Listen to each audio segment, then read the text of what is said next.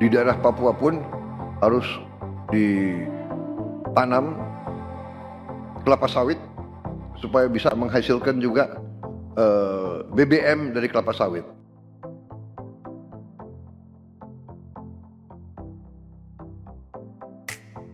Presiden Prabowo Subianto ingin adanya penanaman kelapa sawit di daerah Papua.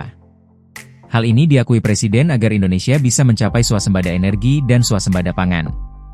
Arahan ini disampaikan Prabowo saat hadir dalam acara pemberian pengarahan kepala-kepala daerah se-Papua dan Komite Eksekutif Percepatan Pembangunan Otonomi Khusus Papua di Istana Negara, Selasa, 16 Desember 2025. Prabowo menilai, dengan menanam sawit dan tebu, Papua akan dapat memanfaatkan potensi besar untuk pengembangan bahan baku bioenergi yang dapat menghasilkan bahan bakar minyak, BBM, maupun etanol.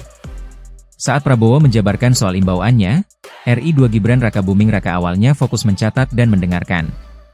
Namun saat Prabowo menyebut soal penanaman kelapa sawit di Papua, Gibran tampak langsung menaikkan kepalanya. Ia juga terlihat menoleh dan memperhatikan Presiden Prabowo. Sementara sejumlah pejabat yang ikut dalam rapat terlihat fokus untuk mencatat imbauan Prabowo.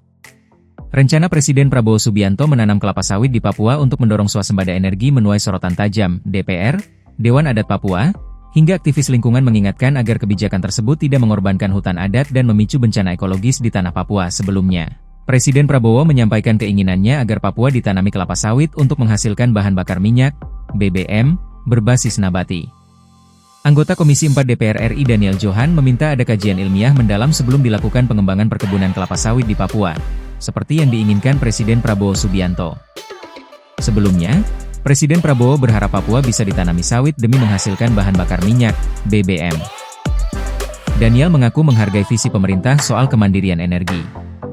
Namun, menurut dia, semua rencana pembangunan harus melalui kajian ilmiah.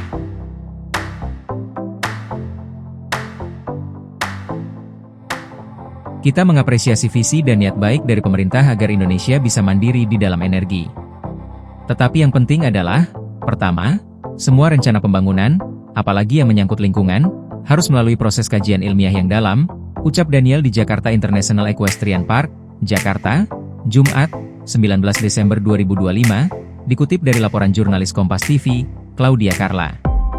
Jangan sampai proses pembangunan, pembukaan lahan-lahan baru tidak melalui kajian ilmiah yang memberikan dampak yang besar, apalagi dampak berhadap bencana yang terjadi saat ini.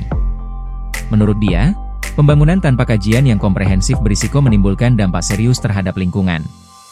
Oleh karena itu, dia mendorong pemerintah melibatkan masyarakat lokal dan adat Papua dalam setiap proses pengambilan keputusan.